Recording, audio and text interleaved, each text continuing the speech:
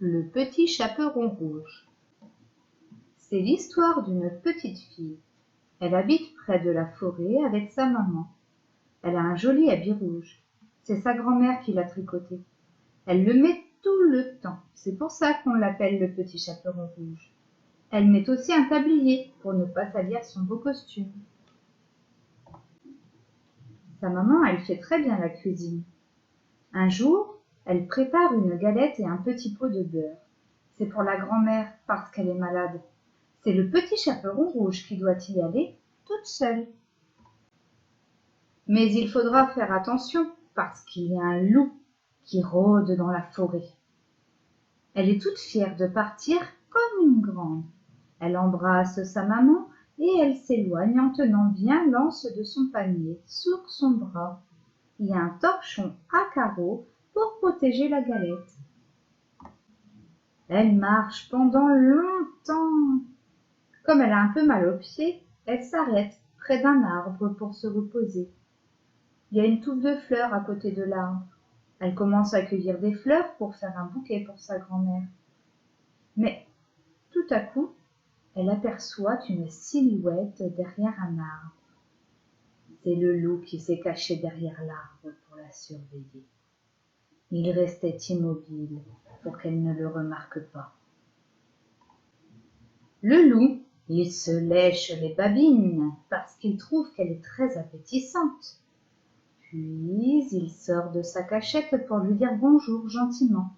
Il s'approche d'elle doucement pour lui demander où elle va. Elle est très étonnée parce que c'est la première fois qu'elle voit le loup. Elle trouve qu'il n'a pas l'air féroce du tout.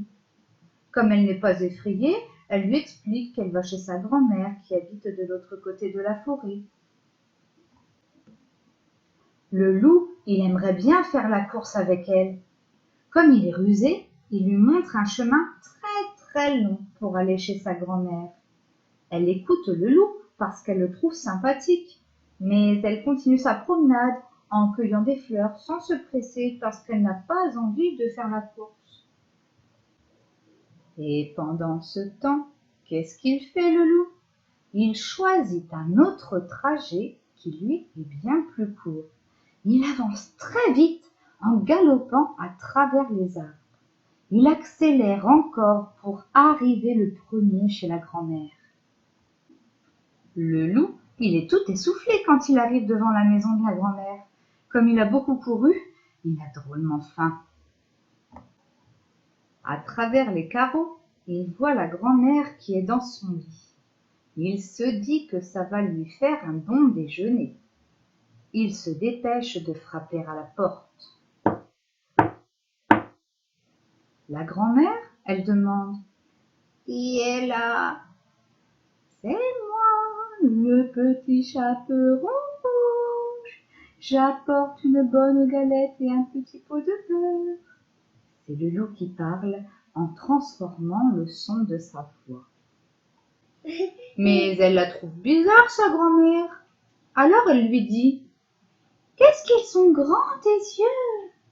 Le loup, il répond « C'est pour mieux te voir. »« Qu'est-ce qu'ils sont grands tes bras ?»« C'est pour mieux te serrer. » Mais la petite fille, elle trouve aussi qu'elles sont bizarres ses dents. On dirait des crocs d'un grand chien.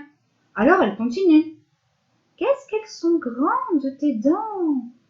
Et le méchant loup, il bondit en criant « C'est pour mieux te manger !» Et il la dévore tout entière.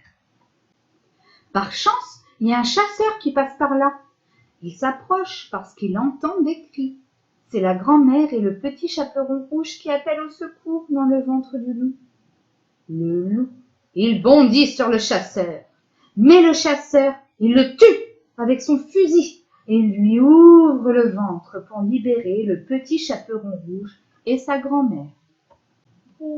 Elles sont bien contentes d'être sauvées, la grand-mère et le petit chaperon rouge. Et pour la prochaine fois, la fillette, elle promet qu'elle fera bien attention quand elle ira dans la forêt, parce qu'elle connaît le grand méchant loup maintenant. Et voilà mes grands loups, j'espère que cette vidéo vous a plu et que l'histoire vous a plu également. Je vous fais des bisous, à bientôt!